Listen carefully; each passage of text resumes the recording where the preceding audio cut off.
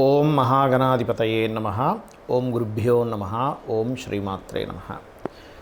మనం ఈరోజు జూలై మాసంలో గ్రహస్థితి ఏ విధంగా ఉంది, దాని మూలంగా ఎవరెవరికి ఎటువంటి ఫలితాలు జరగనున్నాయి అనేటువంటి విషయం చెప్తుంది. నేనైనప్పటికీ కూడా చెప్పిస్తుంది సాక్షాత్ లలితామ్మవారిగా భావిస్తూ ముందుగా అసలు గోచారం ఎలా ఉంది అని చూసుకున్నట్లయితే, మీనరాశిలో శని, వృషభంలో స్వక్షేత్రంలో శుక్రుడు, మిథునంలో గురువు యొక్క సంచారం జరుగుతుంది. ఆ యొక్క శుక్రుడు 26వ తేదీ వరకు అక్కడ ఉంటాడు. 27వ తేదీ నుంచి గురువుతో శుక్రుడు కలుస్తాడు. అదేవిధంగా మనకి కర్కాటకంలో బుధుడు ఉన్నాడు. మరియు అదేవిధంగా సింహరాశిలో కుజుడు కేతువు యొక్క సంచారం జరుగుతుంది. కుంభంలో రాహు. ఇక చంద్రుడు ప్రతి 2.5 రోజులకు ఒక్కో రాశి మారుతూ ఉంటాడు. అయితే ఈ యొక్క విషయాల వల్ల, అంటే ఈ గ్రహస్థితి వలన ఎటువంటి స్థితిగతులు ఉంటాయి, అలాగే ఏ పరిహార మార్గం చేసుకోవడం ద్వారా దాని నుంచి బయటపడతాం అనేటువంటి విషయాలు మనం ఒక్కొక్క లగ్నరీత్యా తెలుసుకుందాం. మేషలగ్నము, మేషరాశి. మీకు మీ యొక్క లగ్నాధిపతి పంచమ స్థానంలో కేతువుతో కలిసి ఉన్నాడు. కాబట్టి ఇక్కడ మీరు ముఖ్యంగా జాగ్రత్త తీసుకోవాల్సింది ఏమిటి అంటే, ప్రధానంగా ఎవరైనా సరే సంతానం కలగట్లేదు అని ఐయుఐలు ఐవీఎఫ్లు చేయించుకునేటువంటి వారు కాస్త జాగ్రత్తగా ఉండాలి. ఇది ప్రధానంగా తీసుకోవాల్సిన అంశం. రెండవది, ఫ్రెండ్స్తోని షేర్ మార్కెటింగ్ రిలేటెడ్ సంబంధించినటువంటి అంశాలలోని, మరియు ఏదైనా ఒక ఇంపార్టెంట్ డెసిషన్స్, ముఖ్యంగా రాజకీయ నాయకులు మరింత జాగ్రత్తగా నిర్ణయం తీసుకోవాల్సినటువంటి పరిస్థితి ఉంది ఇక్కడ. అదేవిధంగా ధనస్థానంలో ధనాధిపతి, ఫైనాన్షియల్గా మంచి గ్రోత్ ఉంటుంది, ఫైనాన్షియల్గా రావాల్సిన డబ్బులు కూడా వస్తూ ఉంటాయి. వ్యాపారంలో లాభాలు కూడా ఇస్తాడు ఈ కాంబినేషన్ అనేటువంటిది, దానిలో ఎటువంటి డౌట్ లేదు. కాకపోతే కాస్త 3లో గురువు ఉన్నందుకు కొన్నిసార్లు అంటే గతంలో ఏర్పడినటువంటి చిన్న చిన్న మిస్అండర్స్టాండింగ్స్, డిస్ప్యూట్స్ లాంటివి క్లియర్ అవ్వడానికి ఇది తోడ్పడుతుంది. అలాగే 26వ తేదీ లోపల, జూలై 26వ తేదీ లోపల మీకు రావాల్సిన ధనం కూడా కొంతవరకు రావడం, కొంత ఫ్రీ హ్యాండ్ అంటారు, అంటే కొంతవరకు ఫ్రీ అవుతారు మీరు. కాకపోతే 4వ స్థానంలో 6వ అధిపతి ఉన్నందుకు బిజినెస్ లోన్స్ వస్తాయి, అందులో ఎటువంటి సందేహం లేదు. కాకపోతే ఎంతైనా శత్రుక్షేత్రంలో ఉన్నాడు కాబట్టి ఆ యొక్క బుధుడు విద్యాపరమైనటువంటి విషయాల్లో కొంత స్ట్రెస్ కూడా ఉంటుంది. కాస్త కొత్తగా ఎవరినైనా ఫ్రెండ్షిప్ చేసుకునే విషయంలోని, ప్రేమ వ్యవహారాల విషయంలోని, షేర్ మార్కెట్లో తొందరపాటు నిర్ణయం తీసుకోవడం ఇట్లాంటివి చెయ్యకండి దయచేసి. అలాగే మరొక విషయం ఏంటంటే, ఈ సప్తమ ద్వితీయాధిపతి అంటే 7వ అధిపతి, 2వ అధిపతి ఎవరైతే ఉన్నారో ఈ 7, 2 అధిపతులు ప్రధానంగా ఈ శుక్రుడు అయినందుకు ఇక్కడ ఏంటంటే 7 and 2 లార్డ్స్ అవి 2లో ఉన్నందుకు మీ యొక్క జీవిత భాగస్వామికి కూడా ఏదైతే తను కావచ్చు, అతను కావచ్చు, ఫైనాన్స్ కోసమో లేకపోతే పలానా కొన్ని ఇన్సూరెన్సెస్ మూలంగా ధన సంబంధించిన విషయాల్లోని కలిసి రావడానికి చాలా అనుకూలంగా ఉంది చెప్పుకోవాలంటే. ఇక మీరు నిత్యము చేయవలసిన దేవతారాధన కానివ్వండి, ఉద్యోగ సంబంధించినటువంటి విషయాల్లో కానివ్వండి చూసుకున్నట్లయితే, ఇక్కడ ఉద్యోగ వ్యవహారాలకు సంబంధించిన విషయంలో కొంత తొందరపాటు నిర్ణయాలు పనికిరావు అనేటువంటిది చూపిస్తుంది. బికాజ్ ఆఫ్ ఇక్కడ మీకు చూసుకున్నట్లయితే దశమాధిపతి లాభంలో ఉన్నాడు, మంచిది, అందులో ఎటువంటి సందేహం లేదు. కానీ ఆ లాభంలో ఉన్నటువంటి దశమాధిపతి ఇక్కడ శుక్రుని చూస్తున్నందుకు కొంతవరకు హైప్ కూడా ఇస్తాడు ఉద్యోగంలో. కానీ కొన్నిసార్లు ఈ 12వ స్థానంలో ఎంతైనా ఎల్నాడ్సిన్ అయినందుకు కొంత వ్యాపారాల విషయంలో, ప్రధానంగా వ్యాపారం విషయంలో కొన్ని తొందరపాటు నిర్ణయాలు తీసుకునేటువంటి ఛాన్సెస్ కనిపిస్తుంది. ఉద్యోగం విషయంలో పెద్ద ఇబ్బంది ఉండదు, కానీ వ్యాపారం చేసే విషయంలో ఎవరో ఏదో బాగా లాభాలు వస్తాయని కానీ అందులో డబ్బులు పెట్టేసి అక్కడ స్ట్రక్ అవ్వడం అనేటువంటిది ఉంది. కాబట్టి ఎప్పుడైనా ఏలినాడ్సిని 12వ స్థానంలో సంచారం జరిగేటప్పుడు ఇన్వెస్ట్మెంట్స్ విషయంలో కాస్త జాగ్రత్తగా ఉన్నట్లయితే అన్ని విధాలా బాగుంటుంది. నవగ్రహాల్లో కుజకేతు గ్రహాల దగ్గర దీపారాధన చేయండి. సూర్య భగవాను చూస్తూ సూర్యుడికి అర్ఘ్యం వదులుతూ సుబ్రహ్మణ్యేశ్వర స్వామిని, గణపతిని ఆరాధన చేయండి. గోవులకి క్యారెట్స్ మరియు గ్రాసము తినిపించండి. అన్ని విధాలా మీకు బాగుంటుంది. నన్ను చాలామంది అడుగుతున్నటువంటి కొన్ని ప్రశ్నలకి ఇప్పుడు ఈ వీడియోలో నేను మీకు చెప్తాను. చాలామంది ఏంటంటే నన్ను అడుగుతున్నటువంటిది, అసలు ఒక జన్మజాతకం తీసుకున్నప్పుడు అందులో అస్సలు మహాదశ కానివ్వండి, యోగాలు కానివ్వండి సరిగ్గా లేక చాలా దారుణమైనటువంటి స్థితిలో ఉన్నప్పుడు కూడా మనం బయటపడవచ్చా అన్నది చాలామంది అడిగారు. నేను ఒకటే గుర్తుపెట్టుకోండి, మొట్టమొదటిగా మనం అర్థం చేసుకోవాల్సింది ఏంటంటే, గ్రహాలు మిమ్మల్ని దారుణమైన స్థితిలోకి తీసుకెళ్ళట్లే.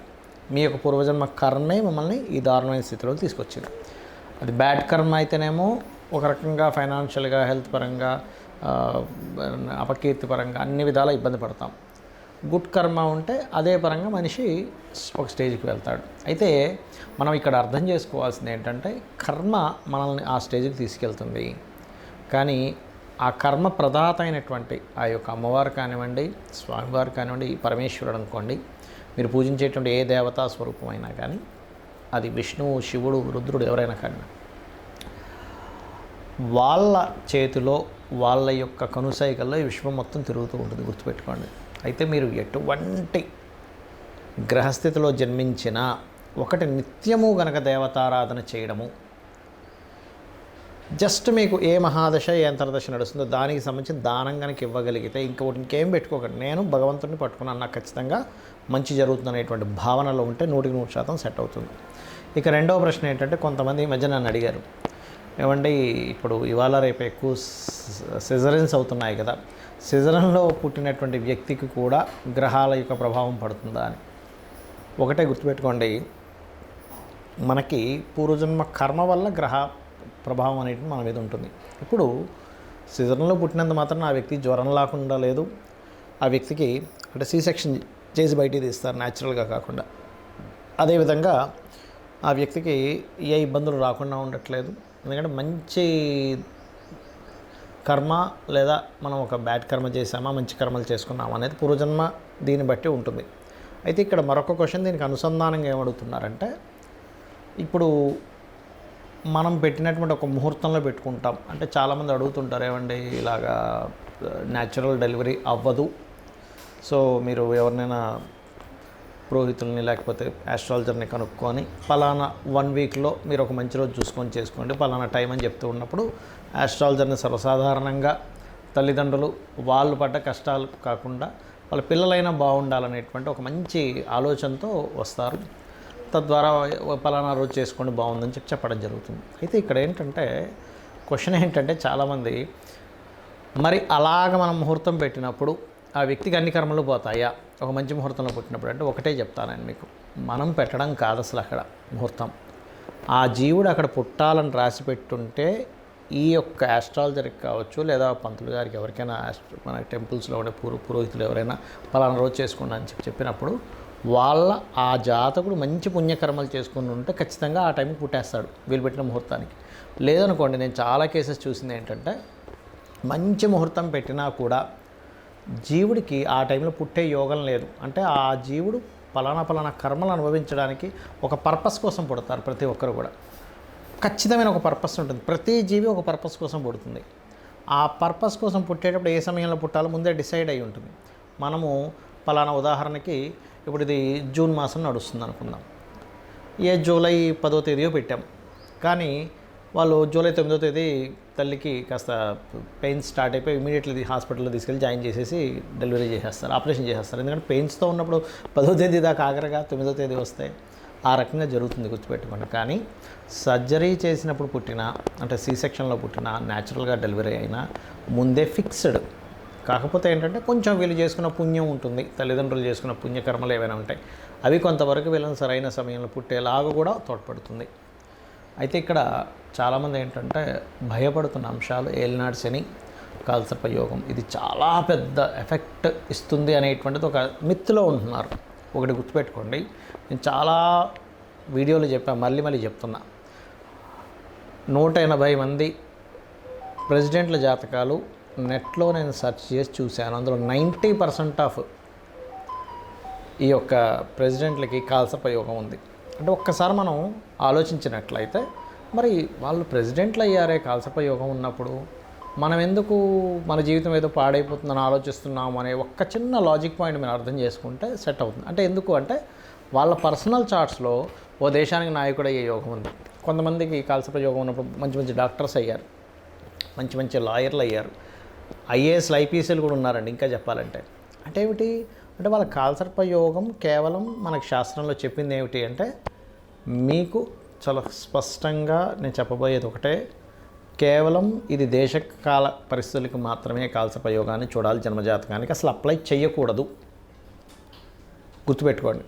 ఏమండి లేదండి నాకు దానివల్ల అవుతుంది, అదంతా మీ మిత్తని చెప్తాను నేను. ఖచ్చితంగా మీ యొక్క నెగటివ్ థింకింగ్ వల్ల అలా అనిపిస్తుంది, దీనివల్లే అవుతుందేమో అని. కానీ వేరే వేరే కారణాలు ఉంటాయి. సంపాదించలేకపోతున్నాము, సెకండ్ లార్డ్ ఎక్కడో ఇబ్బంది పడి ఉంటాడు, ఉద్యోగం రావట్లేదండి కాలసర్ప యోగం వల్ల. మీ 10th లార్డ్ చూడండి ఫస్ట్, మీ 10వ అధిపతి ఏమిటి, ఎలా ఉంటుందంటే అన్నిటికీ కూడా తలనొప్పి వచ్చిన కాళ్ళకి ఆయిల్ రాసుకున్నట్టుగా ఉంటుంది పరిస్థితి. కాబట్టి అలా కాదు. 10వ అధిపతి ఏమిటి, వివాహం అవ్వట్లేదు కాలసర్ప యోగం అనుకుంటారు, కాదు.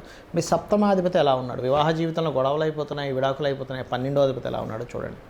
ఆరోగ్యం బాగాలేదు, 4, 5, 6 అధిపతులు ఎలా ఉన్నారో చూడాలి. ఇలా ఒక్కొక్క దానికి పర్టికులర్గా శాస్త్రంలో కొన్ని ఫార్ములాస్, కొన్ని భావాలు చెప్పబడింది. అలాగే ఏలినాడు శని విషయంలో కూడా మీరు గుర్తుపెట్టుకోండి, ఎప్పుడు కూడా శని అనగానే వెంటనే మనం నెగిటివ్గా వెళ్ళిపోయి నాకేం కలిసి రాదు, నేను ఏం చేసినా కలిసి రాదు, అది కాదు. కర్మకారకుడు, కర్మప్రదాత, ఆయనకి ఒక పోర్ట్ఫోలియో ఇవ్వడం జరిగింది. మీ మంచి చెడు కూడా ఆయన ఇస్తాడు. కాబట్టి ఏమిటి, ఏలినాడు శనులు అర్ధాష్టమశనులు అష్టమశనులు నడిచేటప్పుడు ఎక్కువ నిద్రపోవడం చేయకూడదు, యాక్టివ్గా ఉండాలి, ఎక్సర్సైజ్ చేస్తుండాలి, ఎప్పుడు ఏదో పనిలో ఉంటుండాలి, శ్రమిస్తుండాలి. శ్రమకారకుడు కాబట్టి మనకి ఇబ్బంది కలగకుండా ఉంటుంది. దాంతోపాటు మీకు దగ్గరలో ఏదైనా ఆలయం ఉన్నట్లయితే ప్రత్యేకంగా స్కందుడి ఆలయము లేదా గణపతి ఆలయము లేదా అమ్మవారి ఆలయం, ముఖ్యంగా హనుమాన్ ఆలయం కనుక మీరు రెగ్యులర్గా వెళ్తున్నట్లయితే ఏలినాడు శని ప్రభావం కంప్లీట్గా పాజిటివ్గా పనిచేస్తుంది మీకు.